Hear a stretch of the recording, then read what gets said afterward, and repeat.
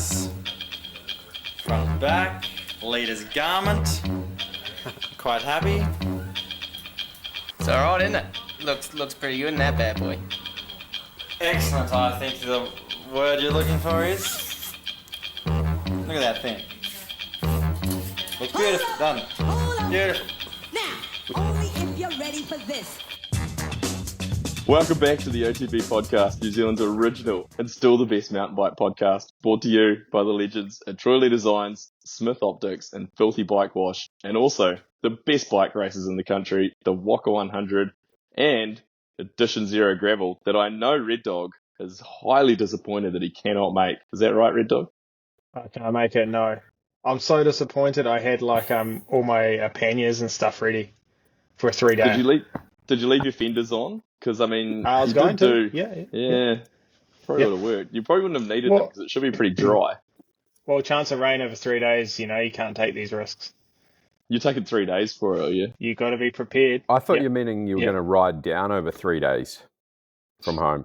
Oh, ride to it from all the way to Waimate. Ride to it, South Canterbury. Yeah. And that'll take you 3 days. No, I wasn't going to hop down into Waimate, actually, Moki. It's going to take 3 days to do the course. Do you think Scribe will be all good when we come down to South Canterbury? Is that in the notes? Was that in the podcast notes, that one? It wasn't. I just thought that one up on the fly. But we're bringing you some quality content. Yeah. I mean, any part of Canterbury, I think. Well, only if we come down to his hood, though. Yeah.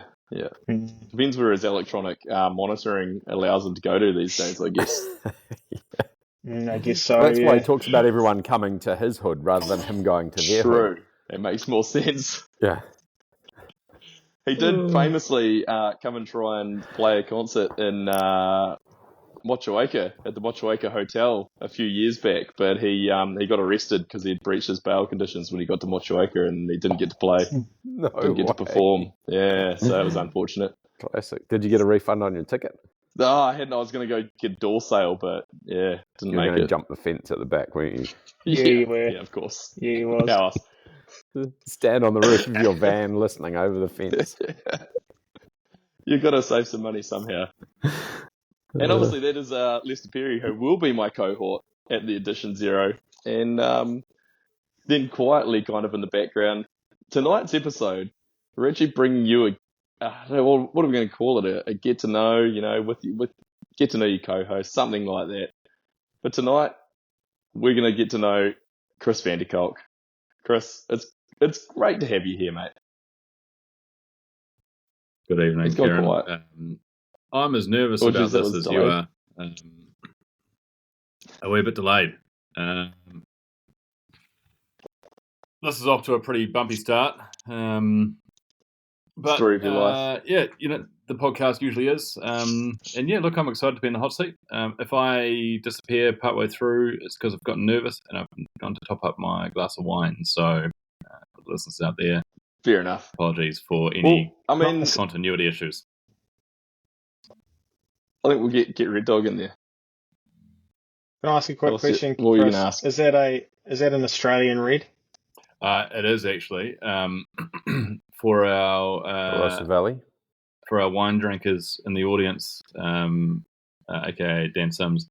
So that's Dan. It's an Australian Shiraz. I was going to say, do we remember the Wine Match Wednesdays with Dan Sims from the early days? Yeah, that's the reference there for long-term fans of the podcast, like the podcast before the podcast. When it formerly was known as the tonight we're drinking a podcast, and then I just stole it back from Jay. That's right, just took over. No, we're drinking an Australian Shiraz, and yeah, it's really nice, but it's run out, so that's a problem. Is it a Jacob's Creek, or what do you got going on there? It'll clean be skin. a 9 crimes. Yeah. Is it out of a box or a bottle? Box. Well, it's actually it's out of a bag. Out of a sack, within a really. box. Yeah. Kept it in the box. Yeah. Good.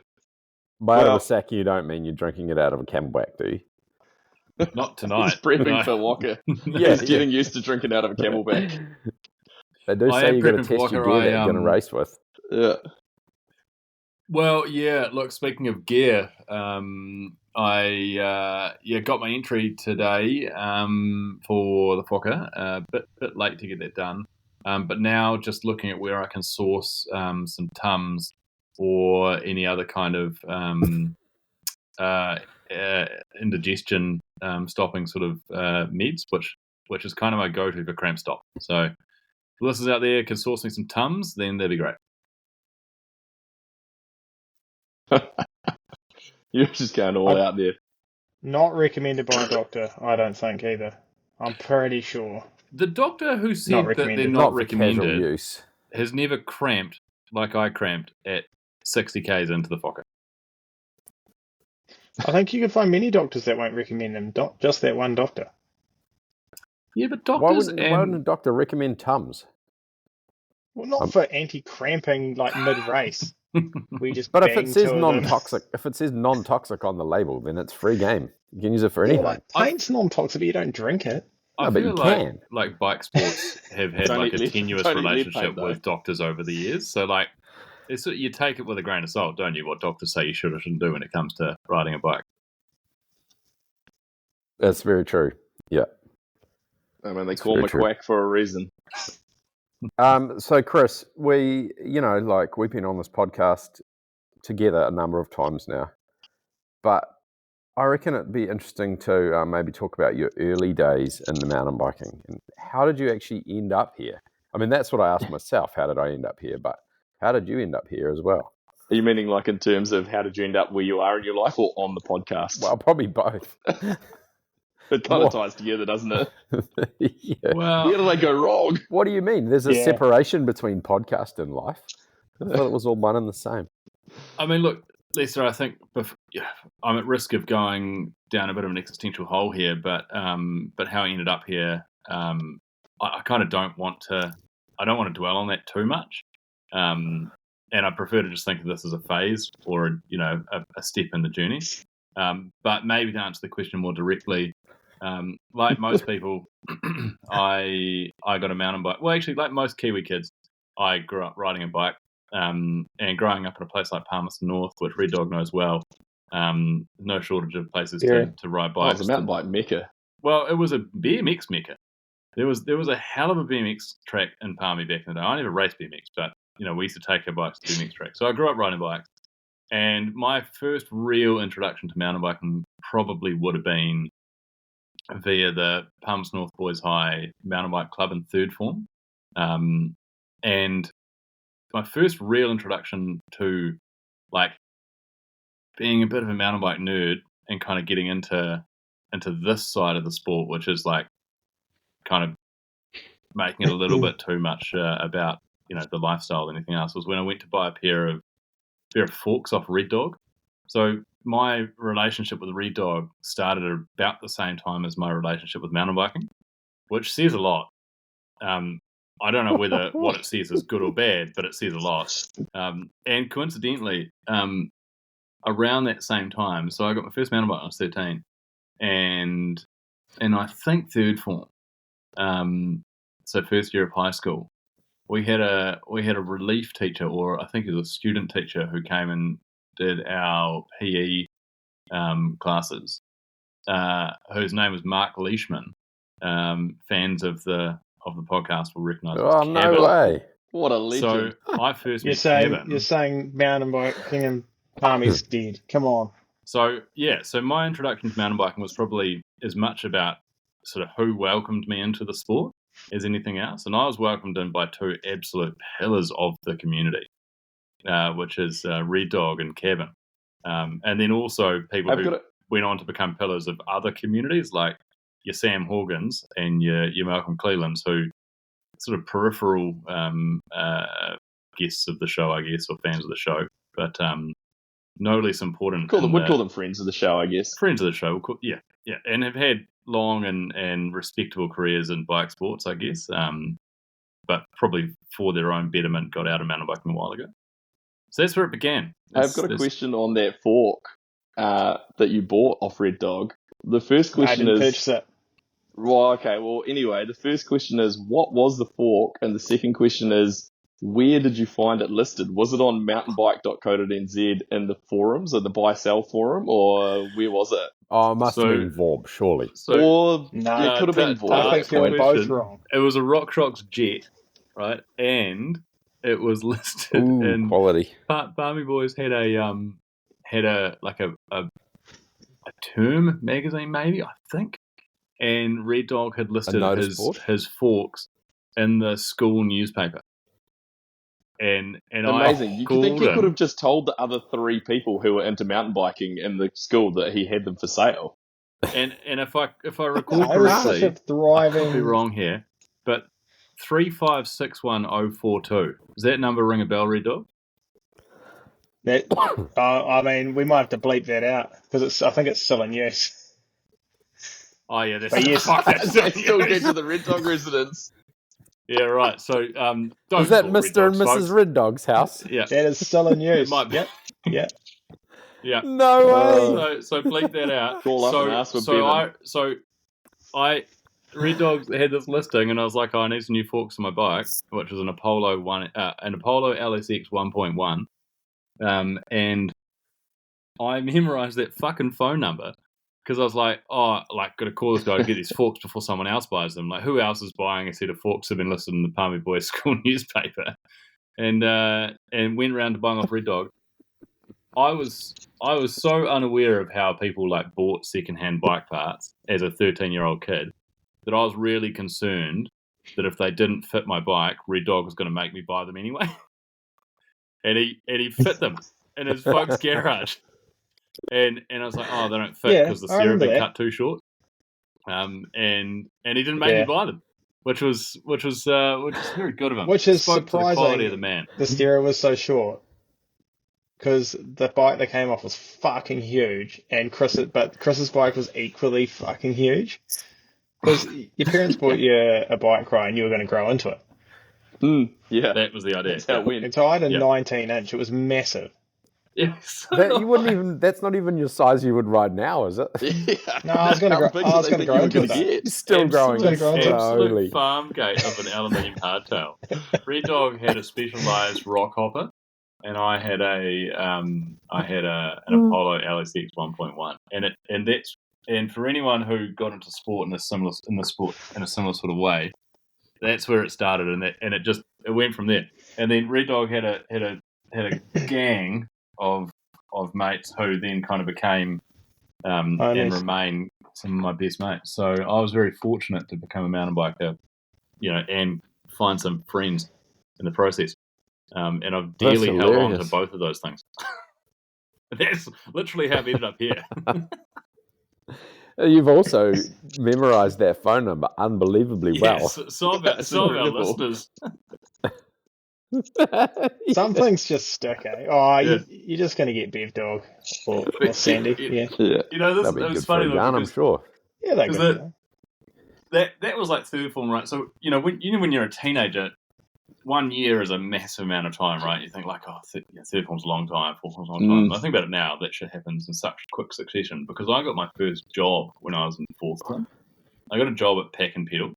So and because Cabin was working there, so he'd come and taught one of our classes, and he was working there part time while he was also obviously training as a teacher and racing as a professional cross country racer. Probably when he was riding a giant high equip sponsored XC race bike and going to Germany, if I recall correctly, and sleeping in a bike box. But that's on a tangent. And so I used to go into the bike store after school and just hang out and just pester around. And one day after school, I was in the bike store, and Kevin probably couldn't be bothered getting on the pins. Like, he was obviously on a big training day. And there was a customer walked into the store, and he said to me to just go and talk to them. I was like, what do you mean? Like, go and serve them as a customer? I was like, and he said, yeah, just go and sell them a helmet. So I sold this customer a helmet. I wasn't actually employed at the bike store at all. And then I got a job working in the bike store. And that was the next bit. So then I had a job at a bike store at the age of 14. getting like cost price bike parts, which is fucking awesome. That's me I out. think we all went through that phase at some point. Did you ever do that? You probably didn't, Red Dog, because Chris took your job at the only bike shop. No, I never worked at a shop, eh? No, I was, you got a real I'm job no good as at sales, an mate. I don't care electrician. if you buy it or not. He's a proper working man. Yeah. I worked like as electrical sparking and stuff on job sites. You got a job as an KB worked actual as a electrician. welder.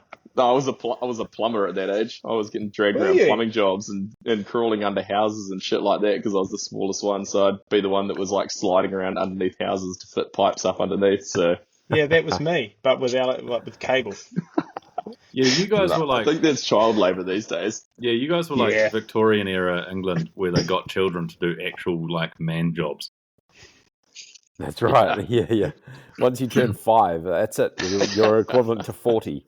Yeah, school holidays. That was my job. It was just helping out on plumbing jobs. Yep. Yeah. So that was the glory days of Palmy mountain biking. Did you do the secondary school mountain bike champs a number of times? Man, I loved that And race. Levin? Yeah. Horror Horror And we What a Oh, yeah. what a I time remember that was. the first year I can't remember. I broke my wrist. I couldn't race. It was third form or something. But then because it was just up What the year are we road. talking here? Oh man, beginning of high school, Oh, 2002, 01? 2. Third form was 2001, I think. Oh, I So- probably had a proper job by then. Oh yeah, you're an adult. You were running the operation down under Kiwi Bus by that point. Yeah. What No, about far- Five? Yeah. Not far So off this there. is this That's is where true. our paths crossed not long after this because I think fifth form maybe 15. Red Dog's a year older than us, or than I was. Still is apparently. Showing it though. That's how it and works. So he and one of the other boys Greg Turner had their driver's licenses, and we went to Castle Rock when you guys had the tour bus, and We Yeah, went right. to the So I Vaught must barbecue. we went to the Vaught bus. Oh, yeah. Which, by the way, I still think about this now. We were children, for lack of a better way of putting it, at what almost definitely there was some questionable shit going on at the Vaught barbecue, eh? Yeah. That was not a children's barbecue. No. I remember walking past the spa pool and being like, I feel like I shouldn't be here.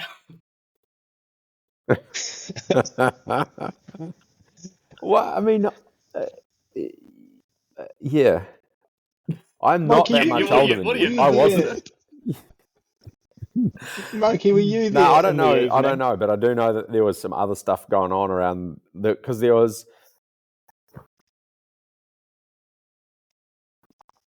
Yeah, I would have been. We stayed the night. I'm pretty sure we had the bus there and stayed in the Of course. bus. But I don't remember many details apart from. I won't go into too many details, but Statute of limitations. a person is who passed. who owned a jump park in Narrawahia, I'm pretty sure it was Right, in a tent with another younger lady, much younger lady. He obviously is a man and she was the woman. And there was another associate of theirs in the bunk room with someone else as well. Actually, I don't think we did stay in the bus. Now he's backpedaling. I think I was in the. It's getting no, murky. we weren't in the bus. I think we were in the. Lester, I was in the bunk room. the whole thing will have been just a whiteout. Like, Oh, basically. I mean, picture this. Like, But think what I about do it now. know is, Sorry, go ahead. you know, it was Jeff Carter who was running it back then. Was running Castle Rock. Running Castle Rock. Yeah, Really? he was the one who basically got that whole thing off the ground. No yeah, way. that was his project. Yeah, Amazing. so he was the one who ran that. Basically, he oversaw that whole weekend. I think at that same time. Now I can't remember if he was there then or if it was the daughter of the farmer, but it was basically Jeff's baby anyway. What, the daughter of the farmer? Well, that Castle Rock project was basically Right. Jeff's That's doing, amazing. I think. Because that thing was incredible, man. And I'm so gutted it's still not going anymore. Like it's 15 minutes from my house now. I don't know if you know, but Four Cross died a long time ago. I think it Maybe was Four Cross BSX, died bro. when It was BSX, actually. Yes, get it right. That was Four Cross came around. I don't know. I can't remember how many years that was. It must have been like 4 years or so out there, maybe 3 years. But it was so good. Like It was wild. That there was a proper community, people racing that properly, and like some epic weekends. But that track was so sick as well. Like it We've was. gone real. What's that, KB? I was going to say, in true fashion, we've gone real sidetracked. Yeah, we've gone off piece real fast. You were talking about that's how your paths crossed. So Well, anyway, so and what happened then, Chris? Then what did Lisa do to you? So is this what you're trying to dig out of me? Yeah. This is where these questions are leading. We left that weekend Leading and the witness. never looked back. No, so I think I can't quite remember exactly. That must have been maybe fifth form, and then somewhere in all of that as well, I went to my first national race, and I think that might have been when I was 14 or 15 years old, and I have a very, very distinct memory of walking into the finish area at Rotorua, which everyone will know who's been there, was where the pits area was. You come out of the trees, you have all the, like most people, like if you had a van or a car or something, you'd set it up kind of around the end, but most people just sort of lean their bikes against the trees on the other side from the finish line. And I've got the very distinct memory of seeing a guy whose name I'd seen on Vorg with his specialised FSR leaned against a tree. And I think if my memory serves me correctly, at this time it was painted orange, which I didn't realise at the time, but learned real quickly afterwards and haven't forgotten is absolute blasphemy. I should never have happened. And that's when I met KB. And I must admit, I was pretty intimidated Disgusting. by KB for quite a while. Like he was a hot shot, like his young up and comer. You know, he was like sort of a bad dude. You know, so like, and he was out there winning juniors. I don't know about any Prodigy. of this. He's a bad man. Nelson mountain bike prodigy. Yeah, like, but also in those days, like if you That were was traveling 2003 from the then. South Island to go to a North Island race and you were like 14, like, you were big dog status. That was my second year racing the national series then, 2003, on that bike. So I can remember the years. So it's Correct me if a long time ago. Correct me if I'm wrong, Kerry, but that was on the back of winning Most Improved, was it? Yeah, we had a very hotly contested Most Improved Junior race the year before, which I famously won over Nathan Sherritt. He still holds a grudge to this day. Especially because the trophy's like it's like broken. It broke. And you it's don't broken in you half. don't know where it is. Every now and then when it pops up and I find it somewhere in the garage, I do like just to send him a photo to remind him. Oh, he'll be yelling at his phone right now. He might have just thrown his phone out the window of his truck. Was yeah, that probably? So? Nate left the sport that year, didn't he? Yeah, he walked away after that. After he lost that Most Improved Junior title, that was when he hung up the boots and walked away. Yeah, because we'll talk about when we cross paths with him again shortly, because that came down the line. He comes about back a into year the picture. later, or 2 years I think later. He crossed paths, and sort of it was fortuitous, but then he just stuck. He wasn't going anywhere. Yeah, It's like we reeled him back into the sport. I think, Red Dog. Oh, we brought him home. Brought him back.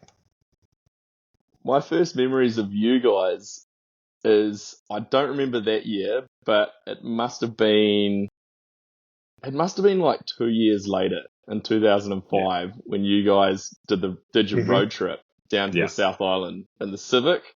Yeah. And was it Mally's van? No, we had a Corolla. And we had a Corolla. We'd obviously connected already at this point via Vorb, I believe, if memory is correct. Mm-hmm. we were not cool at this time because we were on Vorb. So we definitely Still weren't the not cool cool. kids. The only reason you were on Vorb was because Grindr hadn't been released yet. Yeah, it's true. It's true. It was a long way before smartphone apps came about. Yeah. Fuck! Imagine And, You finding had to your meet people. other Like, men somewhere. imagine finding your tribe, like finding your people on Vorb. and so yeah, I found my guys, for lack of a better That's term, what happened. Red Dog and Chris, You sure did, mate. Oh, and we ended up hanging out a bunch doing. I burnt the clutch out on Red Dog Civic in fuck! That Christchurch. was so funny. Yep, sure did. First, It was a great time. yeah, first national Around the series. Sockburn roundabout, I think. Yeah, We we did a lot of laps of that. We rolled into Christchurch, and we were staying at Red Dog's cousin's place somewhere out in the country, and we were and practicing. KB was out in the country too. I was out country too. Yeah, that's how you end up Yeah. burning out the clutch. In Red Dog Civic. Yeah, It was on the side of the road in West Melton. yeah, it was. So yeah. good. I remember that. You're like, yeah, I'm hooking third. So, no, you're not. What were we doing? I don't really know what we were doing. I don't know fucking why I was around because driving we the were Civic. teenagers just with nothing else to neither. do. But we got there early Yeah. Yeah, we had no better ideas. because that was also like with that race, because it was Vic Park, and there was like unofficial practice day. Everyone was practicing on the Thursday, and I had a fairly decent crash on unofficial practice day in the same place that Tom Holland had a big crash, where right at the end before the finish line, you come down the rocks, Oh, double onto the drop. road, and just pinned it straight off the side of the walking track. And I didn't realise I at the remember time, that. but I'm pretty sure what I did was separate my AC joint, my shoulders, and took a heap of Voltaren. Like, never taken Voltaren before. I think I took 6 or something for breakfast on official practice day. Didn't shit for a week. Yeah, no, I didn't. And then I came in for practice, and this was my first, probably nationals series, and blew a corner. There's a section of that track about halfway up. You came out into the open and went around a big, section where it's sort of out on a full drive track section around a big left-hander, and then cut right down And then did a road onto some gap. grass. Yeah, and the section where you cut right into the grass, you could kind of cut it fine, and I cut it a bit too fine. There's a massive hole concealed by the grass, the long grass that had been kind of trimmed back, and I just got bucked out the front door, and I must have gone, who knows, 15, 20 feet or something over the bars, landed on my back, and I was lying in a ditch. My toes were tingling. I'm a teenager going, what the fuck's happened? Have I broken my back here? My bike's flowing down the track. Malcolm's just behind me. He comes and helps me up onto my feet, and I could hardly walk. I'm stick man, so I couldn't really move my pelvis and stuff. Found my bike. I'd snapped the stroke in my shock because I bottomed it so hard when I hit the hole. And I walked to the bottom, had a big old wound on my back that got dressed, and didn't ride the race. We went to Dunedin the following weekend. I got a shock sent to Dunedin because I've been working at the bike shop in Palmy, and Tresta Russell, who is an absolute saint of a woman who owned the store, sent a shock to me.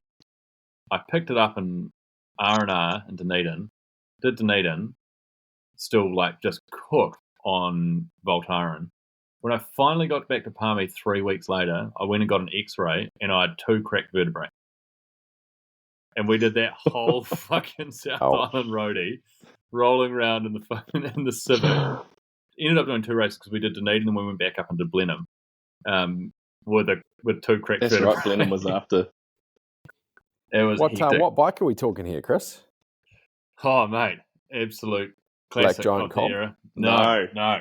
We had a Wait for it. specialised big hit, 24-inch rear Yes. with a Super T on it. OG mullet. Yeah. It was a time, man. But that Dunedin track was sick as well. That was a hell of a time. Oh, Dunedin's always never lets you down. That place is always Underrated, good. eh? Yeah. You know, like It definitely lets you down if it's raining, though. there's some characters with Oh, some, so some like far down.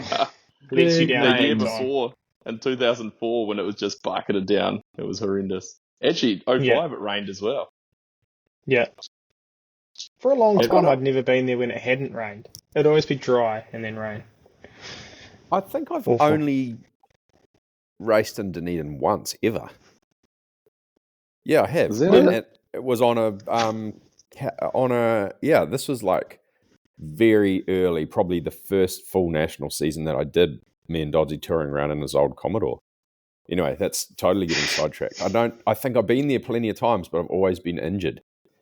Oh shit! It's Fortunately. one of my favourite places to race. Like, I love racing in Dunedin. It's Mm.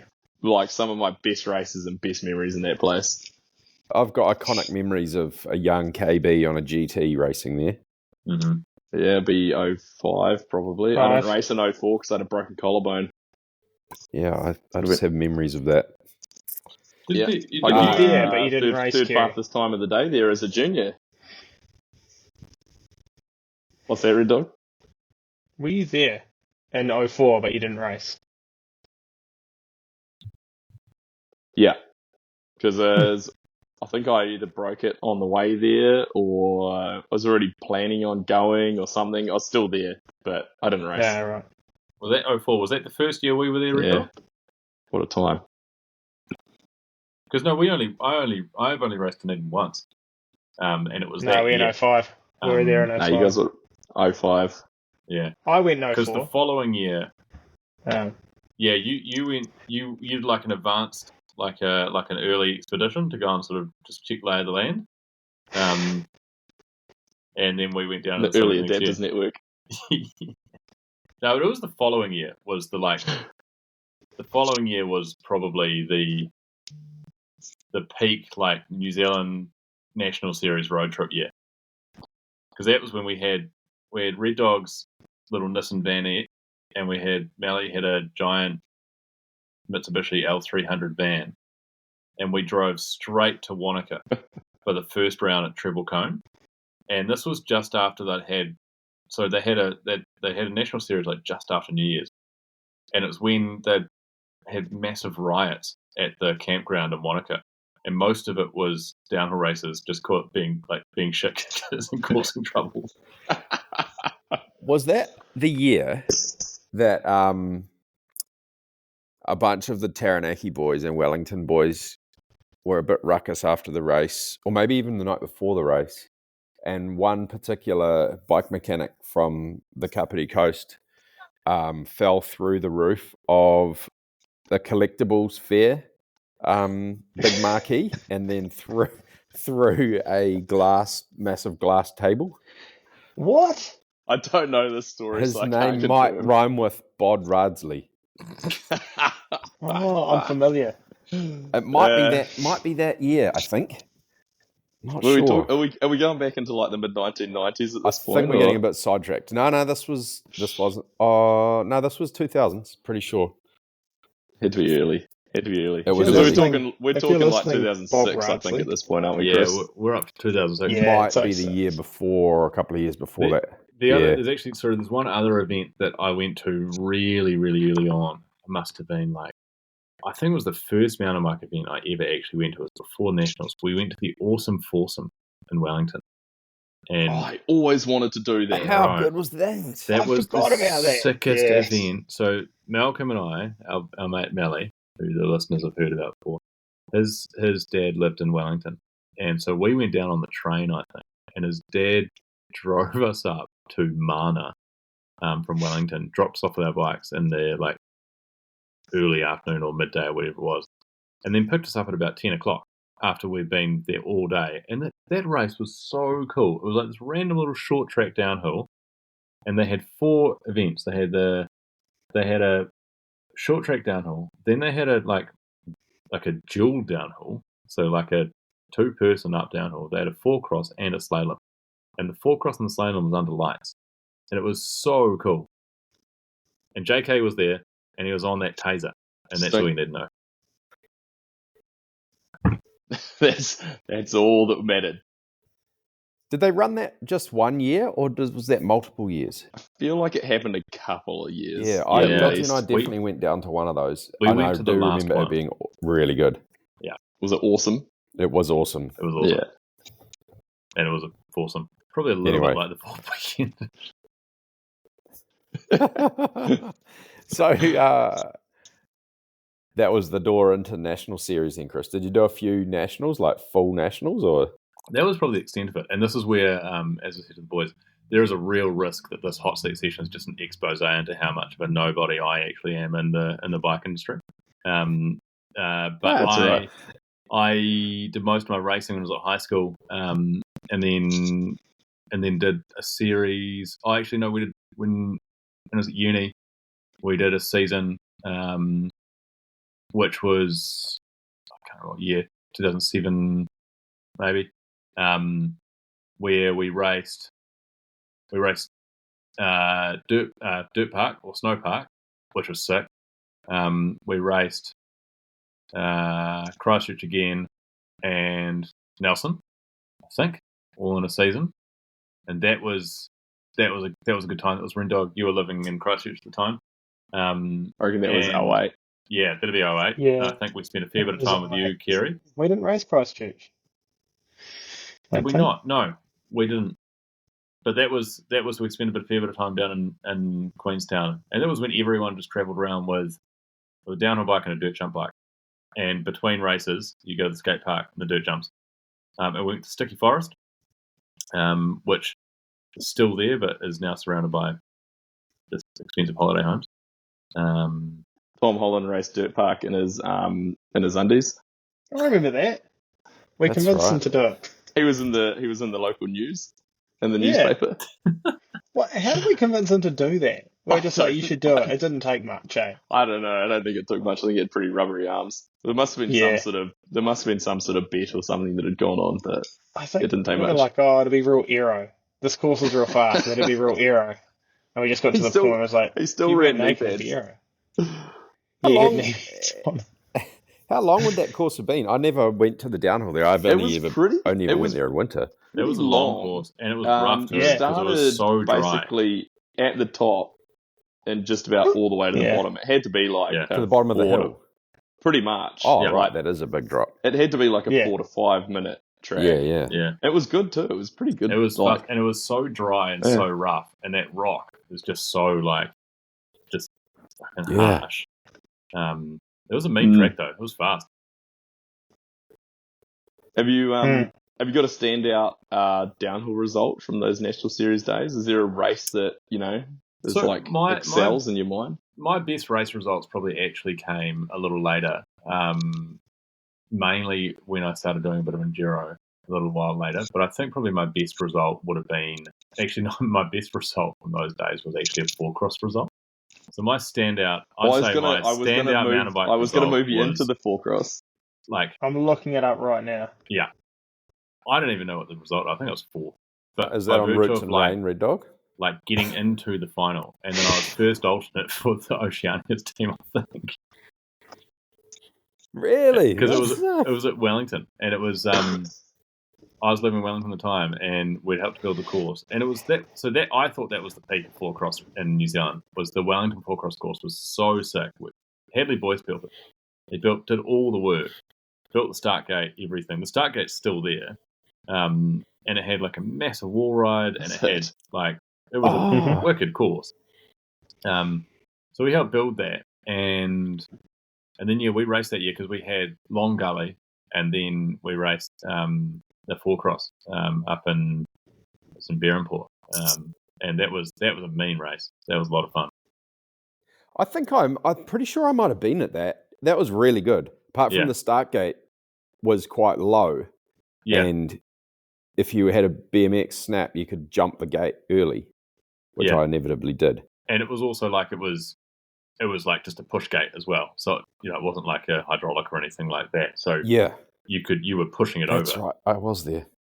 But that was a good time. We had Wellington was pretty sick in those days. We had this bike store that I worked at called Crankworks. What have you seen, Mister? Just, Sorry, I got to I find my sent phone here. I've really thrown Leicester off. I sent a picture into our group chat, and that's really just thrown Leicester. Sorry, Chris. Where was this Fucking hell. store called Crankworks? Because whoever owns that might be able to get some licensing money. Well, unfortunately, no one owns it anymore, and I was there when no one owned it at the end. We probably ran it into the ground, to be honest. Unfortunately, When the liquidators came in. Where Yeah, was that? yeah. I never heard It of it. was right on Taranaki Street, downtown Wellington. It was a cool store. It was like Oh. it was like the long time like number one ski store in Wellington, and they did skiing and camping stuff. So it was called Skiing Camp, funnily enough. And then because like the camping industry just got decimated by Kathmandu, they switched to mountain bikes. And had a couple of years where they were trying to be a mountain bike store, and they just really didn't nail it. But it was actually quite a cool store, and partly because Hadley was there, he was helping to run it, and I he do was running remember the that workshop store now, anyway. yeah. And we had Transition. So when Transition first came to New Zealand, we were the supplier or we were the retailer in Wellington, and it was a cool little store. And I think unfortunately it was probably a rough time for bike stores in Wellington. There was like heaps of bike stores, and it didn't go very well. And we had a couple of bad winter ski seasons, but that's someone else's problem. But yeah, I got a Transition blindside while I was working there, and I had probably the coolest downhill bike I've ever had was my Transition blindside that I built up with like cost price parts from Wide Open and shit. I had an unpaid account with Wide Open for about 6 months. Sorry, dog. Did you have Wide Open brakes on it? Yeah. Well, actually, so I did, but by that point, Wide Open brakes were kind of gone, and but it had put an EXO drivetrain on it and everything. It was me. And then I had a couple of years out from mountain biking, and then when I moved back to Christchurch is when it all kicked off again, and was living with around the corner from Red Dog and Cam and the boys, and I bought Cam's old Lapierre, and that's when the Enduro days started, and I think I probably peaked as a mountain biker during the Enduro days. I think you've still got room to peak. I don't think you've reached it yet. You've got XC Chris now. I want to see endurance Chris. See what he can do. Or just cramp mainly. The rebirth. You've already seen. If you're going to do something though, you may as well do it well. Yeah, well, I'm sort of treating it as as a living sort of biology experiment of how much can I cramp, and what things can I do to prevent it other than training. How many tums can I take without training and not shitting myself, whilst also preventing cramp? A science experiment by Christ Vanderkolk. Yeah, that's it. Right, This could lead the Waka 100 nutrition advice or course at the start. For participants in the weeks before. We could do it. It was a special nutrition pod. We could do an Ask Me Anything with Chris Vanderkolk, nutritionist. Yeah, nutritionist. I think and wellness advisor. Put it on your LinkedIn. Yes. I'll put it there alongside amateur podcast host. I think I represent the everyman at Fokker. The guy who's not following a particularly good training program, if a training program at all, but comes out the gate swinging. Basically, just doing what Red Dog tells you. Well, basically, I'm kind of doing what Red Dog tells me, or just trying to do what Red Dog's doing for fear of FOMO and peer pressure, and shame. So if Red Dog's going for a ride, then I'm probably going for a ride. Yeah, otherwise, who are you going to go riding with? So you just got to. Well, that's it. We didn't do the efforts last night. I was wondering when that was going to come along. I was trotting along out for a run, and I've already waiting felt the backlash. The watch to start beeping. Were we already running it at threshold, Red Dog? Yeah, I was. Yeah. Are you guys you realise that the Wok is like a cross country race, not a triathlon, eh? It's not an exterior. It's not an exterior. It sort Is of it? depends. Well, it's save for the swimming part. Like I It does did depend, doesn't it? I did a fair bit of running last year. It's once you're walking. But you can't run if your legs are locked with cramp. Yeah, so I did a fair bit of walking. I as couldn't well even last walk year. last year. There was no walking for me once I cramped. No, I was stationary. Yeah, no, I did. I need to did actually hunt out. I've got the GoPro because I wore that GoPro last year, That's right, you and did I've too. got heaps I of can't footage believe from you early did on, that. and then there's footage of me like legs locked out on the side of the trail, sitting down like, okay, that's me. I'm pulling out now. Fucking hell, so good. I need to hunt that. I need to hunt that footage out. I never watched any of it. Isn't that like 98% of the GoPro footage that you ever shoot? Like, you never use any of it for anything. Yeah, so true. Yeah. Anyway. You asked earlier what Leicester's my peak walking like downhill. the- Sorry, Red Dog. Okay. This is walking That's like right. what? Oh, Leicester's Was it- walking like the Tin Man on what is it? Wizard of Oz, but he Yes. hasn't been oiled. Just Yeah, no knees. That's Yeah. me most days. It's just an age thing. Yeah, 100%. You Sorry, asked Chris. earlier, Kerry, what the peak of my downhill racing was, and I think I don't really have a lot of great downhill racing results. I was sort of your quintessential mid-pack battler until I realised that my results are probably hampered by the fact that I should have been wearing contact lenses the whole time. I figured that out when I started racing enduro, but that's a different story. I'd say the peak of my mountain biking career was probably more defined by like certain events or moments that have presented themselves. Like, this will be lost on you guys because you've all sort of been at that level. But as a 30-something-year-old dropping into a stage at the DME behind JK was probably the peak of my mountain biking experience. So, like, a childhood hero, and Red Dog was there, he knows, and we looking around Who being he like, was? that's JK. And if you told 16-year-old me that I was going to be riding with JK when I was a little bit older, I wouldn't have believed you. And that's probably the This highlight was of it. this was the year it was quite wet, wasn't it? It was. It was. And we It was a good time. we rode practice with him, and I was feeling much the same during practice. Even, at this point, JK's in his 40s, and he was following me, and I was pulling away from him, and I was still happy. Like, I'm early 30s, and I'm like, fuck yeah, pulling away from Still got JK. Like, Still got it. but then the best part of that day is Jimmy Pollard was riding with us too. And it's been pissing with rain, and we're all like helmets on all day. And it wasn't till like the end of the day, and we said something about JK, and he's like, "Was that JK?" And we're like, "Yeah, we've been riding with him all day." And he's like, "Fuck! That's so I didn't realize good. that was him." It was great. God. Yeah, I mean, I think I've probably What just about been living Chris? like the Grom dream my entire kind of adult life, just hanging out and riding with people that I've always kind of thought are like the coolest guys, and that's probably been a little misguided because it's you guys, which I'm starting to Yeah, learn we're now. not- Maybe we're I not just good. had that wrong, but No, Never not at meet all. your heroes. yeah, that's a real lesson out of this. Like, don't meet. Hey, don't make What your about heroes when you mountain met bikers, Hill and that then time? don't meet them. Oh fuck! Oh, that's embarrassing.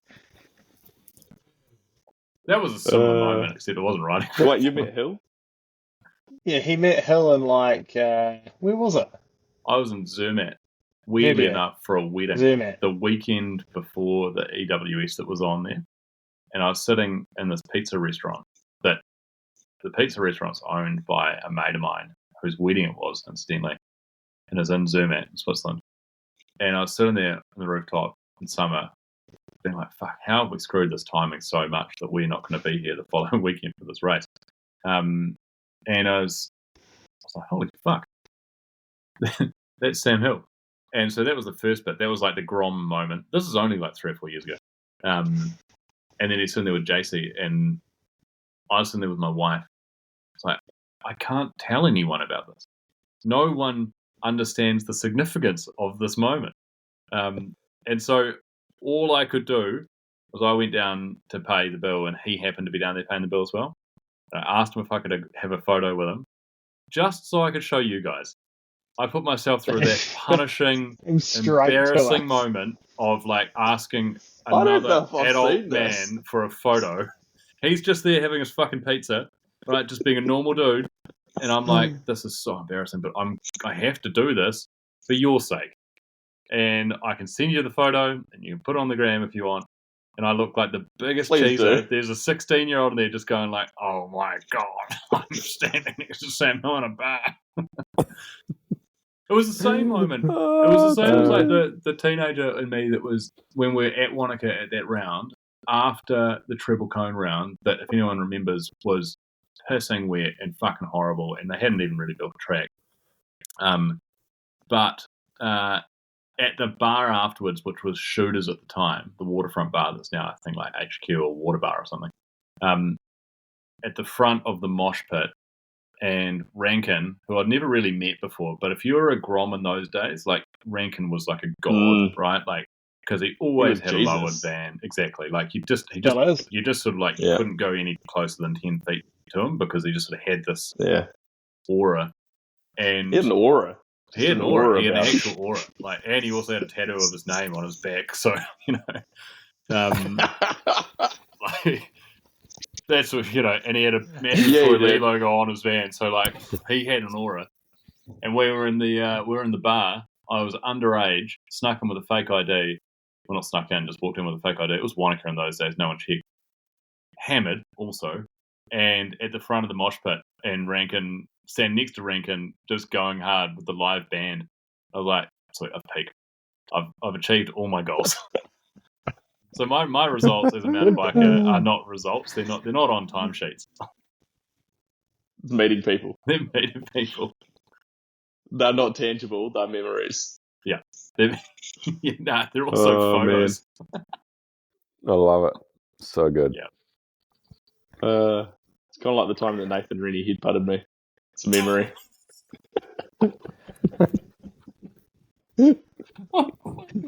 Meeting your heroes and all that. Do you reckon he remembers it? Why? I don't think he remembers much. Judging by his Facebook posts, I don't know if he remembers much these days. It's a sad decline. Sad affairs. Yeah. So this probably like led you to the point of where we just decided at some point that we'd bring you on the podcast with us, and here we are. Pretty much. No, it was, I don't know, I think after moving to Christchurch about 10 years ago, that's where it all just, I wasn't going anywhere. It was living around the corner from Red Dog and Horse in the Rose Street house, and that was a hive of mountain bike activity. Like there was iconic times. Like the people that were going through that house, that was gnarly. Actually, that came about. Well, actually, that connection all really came about because I had Danny Hart sleeping on the couch. Yeah. I was there when Danny was there. I was there when Richie was there. I think it just bred world champions, that house. Did I? That was sick though. Just side note, I'm never been a world champion. Still time.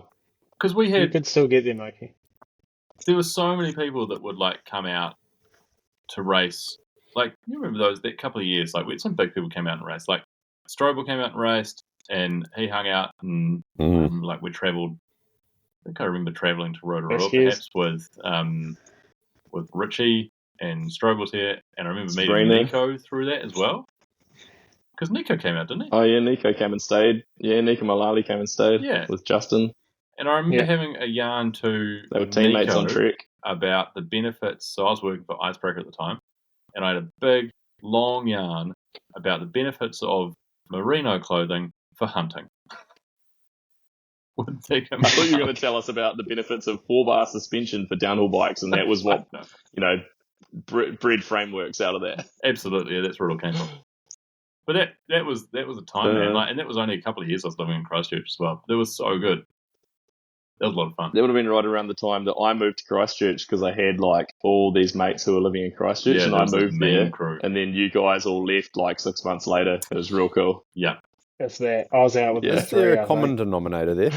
Yeah, Right. yeah. They all scampered when I turned up. So No, I see. Red Dog left. yeah, Red Dog was like, right, I'm going to Vancouver. Mm. He's out. And then He's the ringleader. and he was like He's the the Pied glue Piper. that held the whole thing together. And then everyone else was like, well, all right, see you later. And you went to Auckland, didn't you, Chris? That's like, Yeah, you shouldn't have Yeah. done that. no. Yeah, I went to Auckland. Actually, I went to Auckland, and I was a bit worried about what was going to happen there because there's not a lot of good mountain biking in Auckland. My one saving especially when grace. you live in Devonport. Well, yeah, I mean, There's builders there now, eh? yeah, In There Devonport. are. I saw Yeah. some jumps there. yeah, there's some jumps there. I Yeah. mean, there's jumps everywhere now, right? Like, kids are building jumps. It's good. But Okay. the one thing that saved me living in Auckland was Byron's bike Woodhill. park, 440. Yeah, I spent too much time at Woodhill as well. I once went riding at Woodhill with Byron. So Byron had a bike park in Auckland, and he and I went to Woodhill. Don't do that.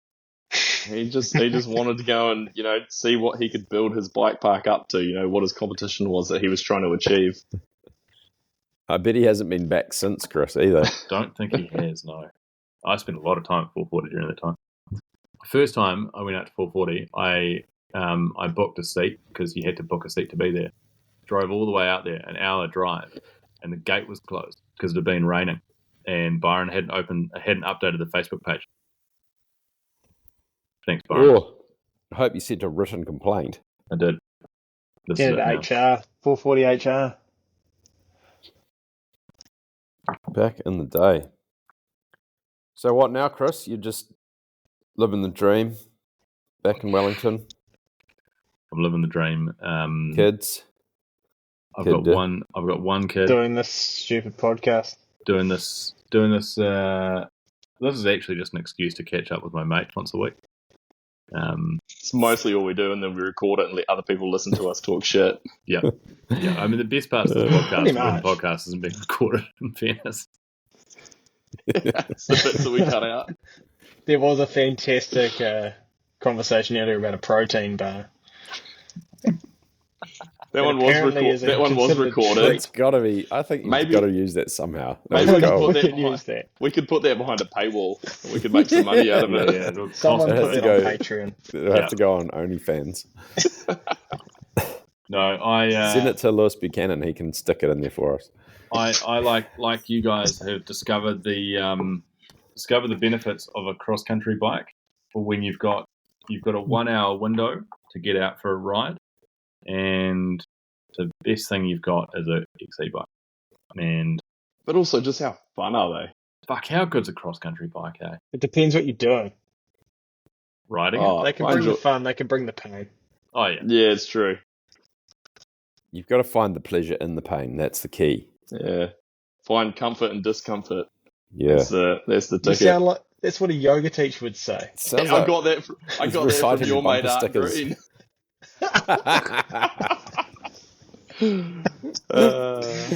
Oh, I bet he listens. I think I probably Yeah, should. he Shout out does. to Art. Is Art riding mountain bikes? It's a bit grubby. I don't think so, unfortunately. Otherwise, we'd have him on. He'd be. He could I'm come on pretty our sure he- nutrition special. I'm pretty sure he was like a cinch ambassador at one point, something like that. Was he? Yeah, Well, maybe we can get him on. He could be our nutrition advisor. Yeah. good. He could There you teach go. us about ice baths and saunas, Protein and bars. keeping it clean and green I and think we've lean. got protein bars covered there, Moki. What's Just waiting that? for that. There's I've just got there's protein stock bars flying covered. Stock protein right bars off. there. Got The them. damning thing about that story, Moki, is the fact that you consider that a treat. No, well, that's the third one today. That's the third one I've eaten today. Sorry. Well, I mean, Same if you're going to delivery write off method, some Lisa? stock, you might as well make it the whole pack, right? No, I actually pay for them. I do pay for them. Sorry, what in was the that, context Chris? of what we were talking about, that you're making it worse, Lester. Well, it kind of, I mean, it was the pineapple one, which tastes like a pineapple lump. They are tasty. But is They're really paying good. for What part of the brand of role protein play, or bars is are we- that They're like called, because you actually just nothing- have to cover your costs? Oh, Nothing naughty or whatever it is. Nothing naughty. Yeah, that's it. Yeah, they sound pretty naughty though. It's even They're worse. not Well, in the the context ones that out of you guys brought it up, it definitely sounded naughty. they're not the ones out of T-Rail, are they? Yeah, that's the ones. Yeah. They're the ones out of T-Rail. Are you getting your protein bars from Jeez, T-Rail? he's Yeah. locally sourcing them too. Where They're are you- great where are people you- though. I mean, if they were interested in joining a mountain bike podcast, would love to have Oh, them. now we're talking. Oh, absolutely, we'd love to have Yeah. you. Reach That's- out. I'd What are they love called, to Mikey? understand a story about protein bars that are coming out of T-Rail. If we can get your weed supplier Lester out of is our TR now, that'd strategic be good as partnerships well, manager. Lester. What supplier? If we can get your weed supplier on as well, that'd be good. Oh. Out of Tiana, did you say? Yeah, sorry, yeah. I don't know. no, There's a big Tiawa spot Mudu. for it. Tiamudu. Tiamudu, Oh, yeah. now we're talking. Tiana's probably a bit cold for it. Yeah, wrong end of the country. Yeah, there'd be lots of them here we could talk to. No, Yeah. they're legit. They're tasty protein bars. That's why I eat so many of them. It's And probably why you're so fat. I also, well, that's probably part of it. I also have, lots of them within arm's reach at work, so that's part of the problem. That's Is risky. there a good markup on those, Lester?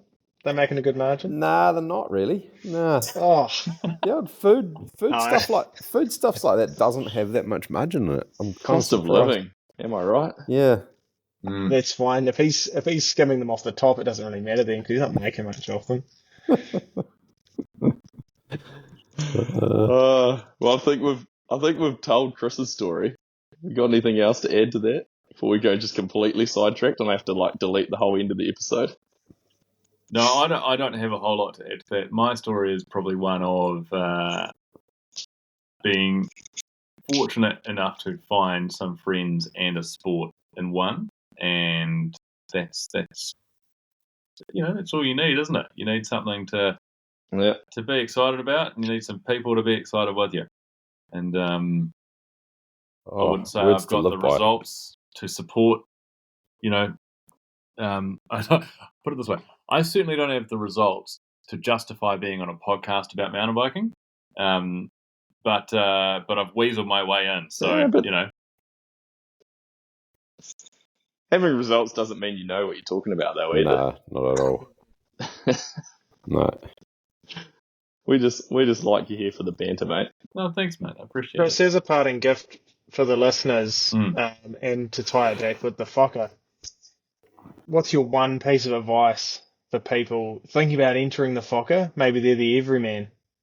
Yeah, What's so your piece of advice? I'm actually going to give you two pieces of Tums. advice. Right. My first piece of advice is so my first piece of practical advice would be drink as much as you fucking can after the race because you're going to be in so much pain. But no, hydrate as hard as you can. Fill up on your electrolytes. Stay hydrated, safe eating. But my main piece of advice is the Fokker is the kind of race Good, he's frozen. where if you get oh no, sorry, my back. I was good. mid-diet. Yeah, Sorry. you're good. You're good now. So no, the Fokker's the kind of race where if you get even the sniff of an idea that you think you'd like to do it, just go and enter, and just go and turn up. He's cramped. He's cramped, guys. He's cramped. Start that bit again. His Wi-Fi's cramped. Am I back on? And again. Yeah. You're here Yeah. now. Right. I He's don't know literally where I rigor got cut mortis off. on the ground now, guys. Right. I'm going to make this a lot snappier. If you think you want to do it, now you're all fucking frozen. The worst bit is, this is probably recording fine on his end and we just sound like idiots because he keeps talking about it and we just can't hear him. All right. I'm just going to say my bit and then let's see how it goes. So my piece of advice for the Fokker is if you have even the inkling of an idea that you'd like to do it, just enter it. Because it's the kind of race that you get started and no matter what, you're going to finish it. Race you won't regret. 100%. It's the best race you'll do because, one, it's all good tracks, it's all good fun. And even if you're underprepared, like I'm probably going to be again, you'll suffer like fuck. But you'll finish it, and then about 15 minutes later, you'll be looking for the next race to do. It's like a really bad drug. So my piece of advice for anyone who's thinking about doing the Fokker is definitely just go and do it. and like revel in not No being matter how prepared. Like just Yeah. recognize that you're not prepared, Own and it. then lean into it. Embrace it. Yeah. Yeah. I like this theory. It's one of those races where you're just like, no matter how good you do, you're like, I can do better. I can come back. I can do 100%. better. Like you're ready for it next time. Yeah. Like it's funny. It just gets you like that. I think just because of the length of it, you can just measure it so measurable. I think like maybe not if you won because you won it, but I think pretty much anywhere else you could be like, right, how do I come back? How do I do better? What do I do to improve it? So there's thing like talking to So- talking to some of the guys that are actually racing it, like Oliver boys, like they have the same story about the race that we do. They're just doing it faster. Mm. You know, they're both Just heaps faster. Everyone's like, oh fucking hell! I started to hit the wall at 80 k's, or it was getting a bit dodgy, or we're going good for the first 20 or whatever else. But everyone goes through the same thing, but you're just going faster. Wasn't it about 80 Ks when Craig cracked his first gel last year? No, that's unreal. Surely. Nah, he was No, earlier than that, I'm sure. Was earlier than that, but wasn't that like I think so. he did the race on like 1 bottle and 3 gels, and Yeah, KB it was- had 1 bottle and 3 gels every hour? Yeah. Yeah, now. Yeah. KB, Nah, he are had a you holding on Camelback to on that too, theory bro. of how many gels are you drinking this time? Well, so what I'm going to be aiming for is about 120 grams of carbs an hour, which is a lot. You're Is going to that- be on the is side Is that with your That's pants down. Kerry? Is that That between is- now and the race? I won't get to that, Does that but- include the ice cream you had for dinner? This is what I'm starting from now. So I don't know what the carbohydrates was in this beer I just had, but that's the start. Because Nah, the tour, so- I've been looking at some tour stuff, Kerry, and they're doing like 100 to 110 or something an hour. Nah, I they're think. going for bigger than that. Nah, I'll be There's a probably few- going for. Yeah. So there's different theories around it, right? There's a difference between the fact that they can stomach it and what's actually being absorbed. That's the difference. So Okay. the premium is to find how much you can stomach and then get the balance of how much you're actually using, which I What do you was- mean by stomach? we're not going to know that. Well, Like, that's did what you KB stomach them last it's year? what your gut can actually handle. Yeah. Did you train that? Where do we Yeah. measure that? Who knows? Where do you measure it? I don't know. you Where just do we gotta- measure it? It's a feeling as to whether you shit yourself or not. What's I think if you aim high, like you say, KB, you'll end up at like 90 or something like that. Last Pretty year good. I was at about 90 grams an hour. I was on like 3 gels and a bottle of That's electrolyte so an hour, much. which had like 90 grams. But this year I'll be using the pure race fuel, which is like 90 grams in a bottle. So it'll be a bit different. I have to try and change it up a bit. Kerry? What's your advice on I'd training suggest your using- stomach to handle that kind of like gel intake? A lot of KFC. It's usually good for the gut.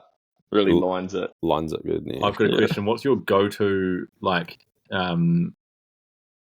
on the road dinner when you're road warrioring? Oh man, it's pretty grim. It's He's a not Macca's good. guy. It's He's a never Macca's guy. good. It inevitably always ends up being like burger fuel or something like that. Like it's just, Oh yeah. Oh, that's all right. but it's Okay. still like it's a lot, man. Like it's not good. Still, it's a lot. It's a lot of shit food. You can hear shame in his voice, eh? Yeah. Don't be so cut up about it, KB. But I do love Macca's. You've got to live. Hey. I'm not ashamed to go to Macca's. Speaking of shame, I don't think I've ever heard KB as disappointed in me as when I said the other day I was going to buy a Brooks saddle. God, he was disappointed. I actually thought that was a joke, Red Dog. disappointed. What are you doing with a Brooks saddle? No. What do you want a Brooks saddle for? You're not 70. It'll go well with your mudguards, though. With your Definitely fenders. didn't buy a Brooks saddle. But KB was just like, I think he questioned why he was friends with me. It's just like this guy. Has he I spoken stand- to you at all this week? I stand by it. Don't worry, It's all- guys. Brian it's hooked all me up with the become bolt I clear, eh? needed. Oh, good. Did you get one? A Brooks saddle? Yeah, No. from No. Brian. I If need you- something Are different. you going to start riding like Pashley or something like that as well? Yeah, I was going to Yes. say, when you got your Brook saddle, did you get one of those little leather like tool rolls that goes underneath the Brook saddle? Yeah, Oh, how yeah, good. yeah. Real The, tweed vibes, eh? Yeah, big feet. The skin of the saddle would have been like riveted onto it too, right? Like had to have been some sort of hand formed rivets. Yeah. Yeah. You got to Do break you- it in like a horse's saddle. Do you ride with a helmet What, or just a bareback? cheese cutter? He's got a board racer. You look like a cheese cutter guy to me, I reckon. Would be a cheese cutter guy. Can we get an Yeah, OTB why- cheese cutter made? I could see Red I Dog probably could running do a cheese cutter. At what point do you switch over to Yeah. cheese cutter life? Can we get some OTV cheese Does this- cutters made? Now, can we get some OTB kangoos? Or kangos? Kangals. What are they called? That Samuel L. Jackson wears. Can Was go. Still need to get Um, the beanie caps done. We should probably do something with those sick I couldn't t-shirt find any. that we got. We The sick should. t-shirt that you pressured Sam to make for us. I We should actually do have something left about that. that in the hands of one Sam Baker at the moment. He's have you? he's on it. We've got Is he some fixing the spelling mistake? no, but I need to get him correct that Oh, as well. yeah. Oh, thankfully someone got that. Can we We get those guarantee- Dallas riding tops, Yeah. please? Because I really like That would be a good riding top. my OTB riding top, my like top, but I've worn it once, and it's in no one's best interest for me to be walking around in lycra.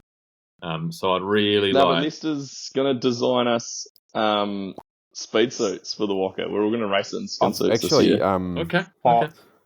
I'm here for hang it. on, let me open the file. I actually did I've- some work on this the other day. I've got the PDF template from the AliExpress store now. Can you, when you do them, Oh, did you hit Lester, them up? Yeah, you know how a lot of the speed suits, like, there's obviously a decision you got to make on where you do like the top of the shorts section, like the black section. And all some about of them the often family. have like Yeah. like a V, like getting curiously close to like, Oh, yeah. you know, Yeah. like there's a real fine line. Sometimes Like, how far up there's should a the little black window be? there Like, sometimes. yeah, like what are we talking here? You got a little peekaboo going on? Nah, not quite. Hmm. I mean, it I does need the depend cargo which, short thing, though. depends The which cargo model bib. we go with. Yeah, that's the problem, eh? We kind of want the You cargo. need the pockets. The Yeah. cargo bib's not very aero though, eh? Nah, it's not. But I don't know why anyone would ever care but about if that. you've got a backpack on, then what does it all matter? No, Yeah, because the that's true. backpack, you just got to make sure it's the right one and then it's faster. It's true. I've seen Are the you guys running a wind bottle tunnels down testing. the front of your shirt at Walker? Yeah. Yeah, because that's also Oh, quite. I aero, generally isn't it? do. Yeah. What You're I, gonna get the bib, the like underlayer with the pocket, the bottle pocket inside it. I've just taken a bladder. So I've taken my camelback bladder, and my bladder's going in my riding top. So I've just Yes. like the top is the backpack for the bladder. Yeah, that's That's the guy. super cool, Moki. That's Your design. You like that? Have you seen that? Yeah. through? Hold on. That was that's KB inspired. He told me to do it like that. Fuck, that's I really. He like said it, about the KB. red sleeves. See, It was an ode to the Chicago Bulls. that's legit. Does that colorway go okay in Rotorua? Just wondering. There's the red is subtle enough that It we're probably depends okay. whether or not you got And there's some no red. blue I on it know- either. So Because Red I dog, know it Crocker depends ran whether into some you're, issues with some DME shirts at one point. really, Yeah, I can see a problem there. what colour DME shirts did he have problems with? Right, red ones, I right? think there was yeah. Was there a red I think DME shirt? I think they No. were less popular with the Rotorua crowd. Well, Funny. it depends whether or not you got Excellent. your red Air Maxes on or not.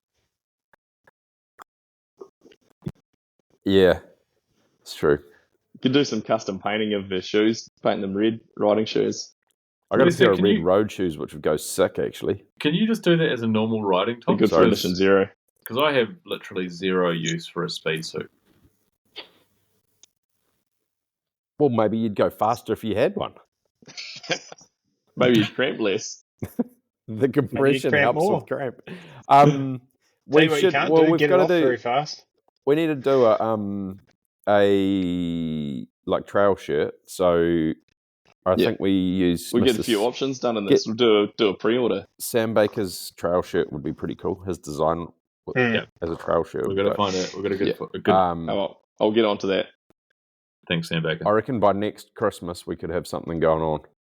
You mean like Christmas 2025? Christmas 27. Mm. Yeah. Cool. Yeah. Don't put too much of a timeline on it.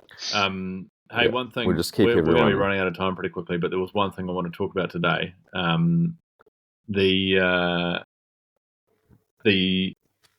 The OTB 12-hour race that we're going to organise. Oh, I'm so out on this. Didn't we unanimously decide that we weren't organising a race? Well, I'm going on the basis. You can Everybody- hardly like, organise 4 dudes to talk to each other. No, I'm working on the So basis of like Chris drum is up running enough it, and we're support just for it. helping sponsor it.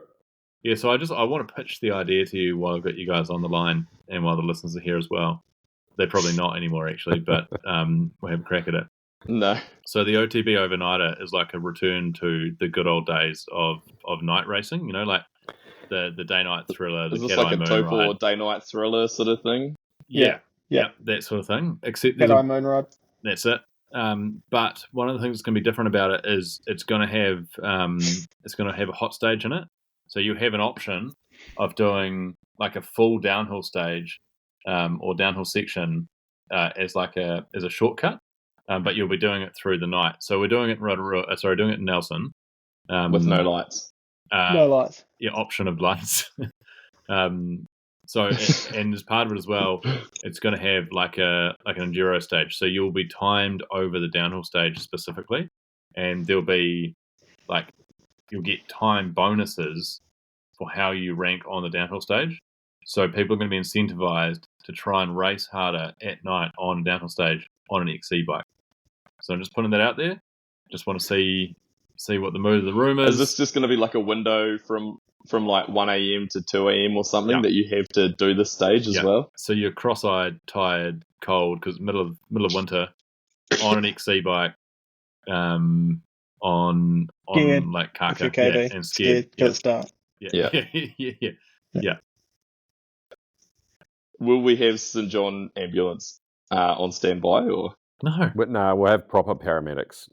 Okay. no, we're working on the basis that the hospital's not far Shots away, fired. so we'll be right. Whoa. Yeah, there's good cell phone coverage. Yeah. It's like a sort of a this race is sort of like a sort of a personal responsibility type format. Right. The organisers sounds- never get sued for those. No. No, there Yeah. are no organisers. There's no It's liability like in a New Zealand. community organised event. All right, tune in next time.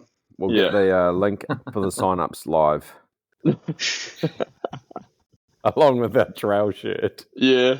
You'll find them both happening around the same time, no doubt. And the OTB cheese cutter.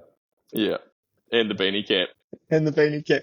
If anyone has a supply channel for beanie caps, Oh, Please let us know. I used to. I had some sample Quiet Chaos ones back in the day. Oh, you didn't. You did. Yeah, Did you I at least did. Well, it was the same time when I ended up. Did you ever do a like a headband cap? Because that was the other thing that you could get in those days was it was a Oh, but beanie it was like the headband beanie, but with a it still cap. had an open top on it. So open top, Nah, beanie see- material with a cap. Can you imagine somebody with a haircut like me wearing something like that? Man, the top of your head would be cold. Yeah, Lisa, exactly. are we calling what No, you've it got was a either between the haircut? beanie cap. It does get cut. It was between the beanie cap or the Digi Camo 5 panels, and we went Digi Camo 5 panel. I don't remember them.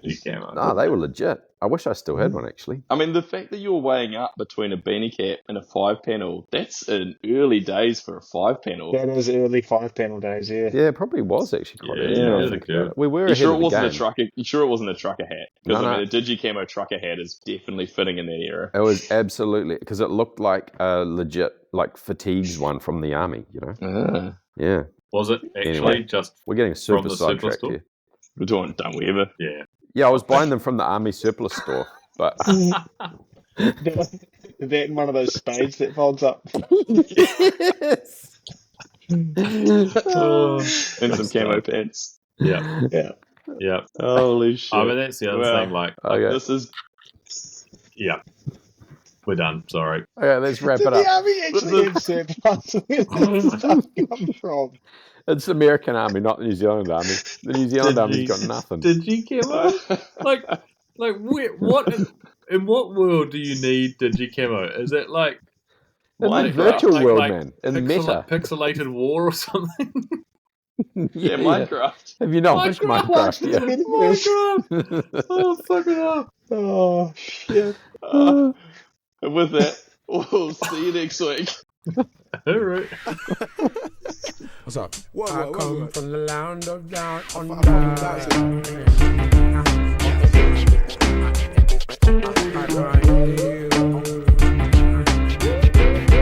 I can't hear you. What was that? I can't hear you. I let it be like John Lennon, the anti-serum that you don't get for poisonous venom. Read the label carefully, I'm only here for the show. I love hip-hop too much to let you feed my ego. In the key of F-U-C-K, Y-O-U. I mean, why do I owe you if you're not helping me through? I mean, why do I owe you if you're obstructing my view? Success is not my castle, just a house that's brand new. You see, I irrigate the culture, give it shape like a sculpture. Still complicated, rock like I'm supposed to. B-L-I-T-Z like my DJ. Rock to the rhythm like you rock to what he plays.